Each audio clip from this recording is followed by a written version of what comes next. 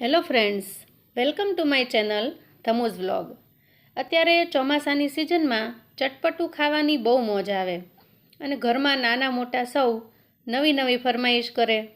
તો ફરમાઈશને પૂરી કરવા આજે આપણે બનાવીશું નાના મોટા સૌને અતિ પ્રિય એવી બટેટીની રેસીપી.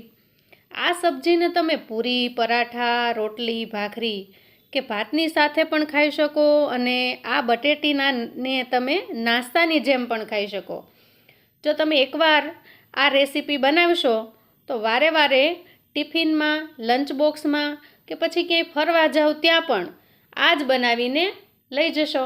તો ચાલો બનાવીએ બટેટીની રેસીપી. સૌથી પહેલાં મેં 20થી 25 નંગ જેટલા બટેટા ધોઈને લઈ લીધા છે અને એને કુકરમાં મીઠું નાખી અને બાફવા માટે મૂકી દીધા છે. હવે આની અંદર નાખવા માટે મારી પાસે એક કેપ્સિકમ પણ પડ્યું હતું તો મેં એને એડ કરી દીધું છે. આની સાથે મેં એક નાની વાટકી જેટલા શિંગદાણા અને મીડિયમ સાઇઝનું ટમેટું લીધું છે. કેપ્સિકમ મારી પાસે પડ્યું હતું તો મેં એના અંદર એડ કર્યું છે. હવે શિંગદાણા છે એનો ભૂકો કરી લેવાનો છે અને ટમેટું હતું એની પ્યુરી કરી લેવાની છે. કેપ્સિકમને નાના નાના ટુકડાની અંદર સુધારી લેવાનું છે. હવે જોઈએ કે આપણા જે બટેટા છે એ બટેટા સરસ ચડી ગયા છે અને એને ફોલી લીધા છે.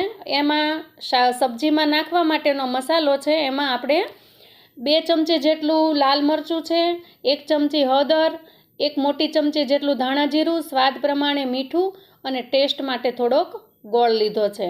એક પેનની અંદર 3 ચમચા જેટલું તેલ નાખવાનું છે અને આપણે આનો વઘાર છે એ જીરુંથી કરવાનો છે જેનાથી ટેસ્ટ ખૂબ સરસ આવે છે. આ વઘારની અંદર આપણે જે ભૂકો કરેલો હતો શિંગદાણાનો એને નાખી દઈએ અને ખૂબ સારી રીતે એને સાંતળવાનું છે જેથી શીંગની જે કચાશ છે એ દૂર થઈ જાય અને આ જે શીંગનો ભૂકો સરસ શેકાઈ જાય. ત્યારબાદ એમાં આપણે ટમેટાની પ્યુરી નાખી દઈએ. ટમેટાની પ્યુરીને પણ સારી રીતે આપણે શેકાવા દેવાનું છે જેથી ટમેટાનું કાચાપણું છે એ પણ દૂર થઈ જાય. આવી રીતે આપણે હલાવી અને આ જે શાકની ગ્રેવી છે એ આપણે તૈયાર કરવાની છે. આવી રીતે ખૂબ સારી રીતે હલાવી અને આ શાકની ગ્રેવી છે એને આપણે ચડવા દેવાની છે. તો ખૂબ સરસ મજાનું ટેસ્ટી આ બટેટીનું શાક બને છે. શીંગના ભૂખાથી ટેસ્ટ પણ ખૂબ સરસ આવે છે. હવે આપણે એની અંદર આપણી પાસે જે થોડા કેપ્સિકમ પડ્યા હતા એને એડ કરી દઈએ. કેપ્સિકમ છે એ ઓપ્શનલ છે, એને તમારી પાસે હોય તો તમે નાખી શકો. આની જગ્યાએ લીલા વટાણાનો પણ તમે ઉપયોગ કરી શકો. એ ન નાખો તો પણ ચાલે.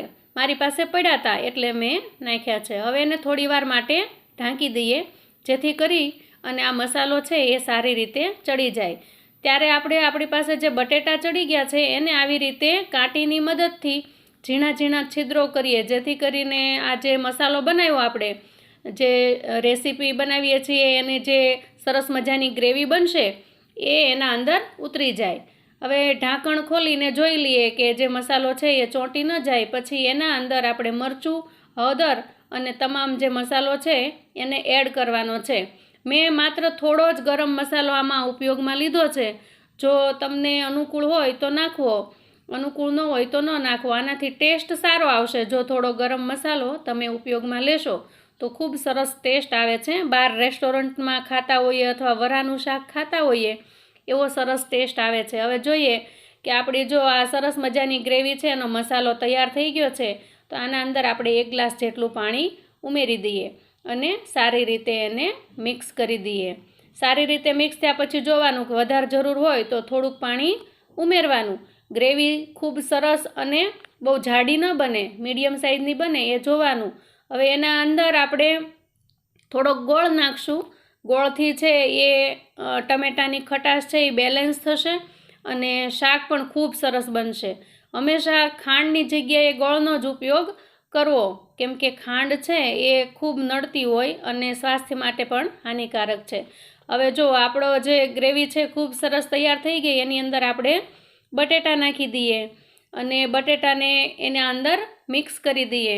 ધીરે ધીરે આ ગ્રેવી છે એ બટેટાની અંદર ઉતરશે. શરૂઆતની અંદર બટેટા છે એ આપણને પ્લેન લાગશે, કોરા લાગશે. જુઓ હવે આપણા જે બટેટા છે એને ધીરે ધીરે આ ગ્રેવી છે એ ચડવા માંડી છે અને રસો પણ થોડો જાડો થઈ ગયો છે.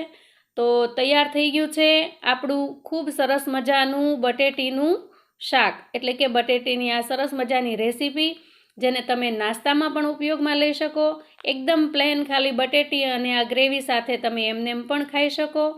તો મિત્રો, તમે મારા વિડીયો જોતા હો અને તમને મારા વિડીયો ગમતા હોય તો પ્લીઝ મારી ચેનલને લાઈક, શેર અને સબસ્ક્રાઈબ કરજો. મને સપોર્ટ કરવા માટે તમે સબસ્ક્રાઈબ કરજો, અને સબસ્ક્રાઈબ કરવું એ બિલકુલ ફ્રીમાં છે, જેનાથી મને પણ સપોર્ટ થઈ જાય અને હું તમારો ધન્યવાદ કરી શકું. આવજો.